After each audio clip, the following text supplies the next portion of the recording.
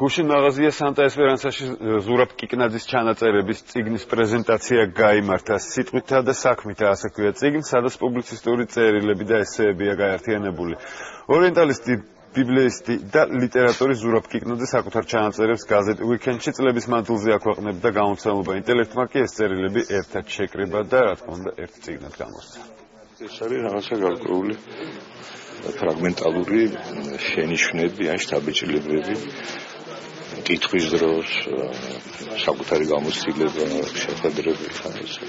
ზოგიერთი რამ რა თქმა უნდა წაკითხული მქონდა, მაგრამ ასე ერთად თავმოყრილი წიგნად გამოცემული მაინც სხვა ხიბლის მატარებელია და რაღაცა მთლიანობის დაღი, ფიქრის მთლიანობის დაღი აზრს.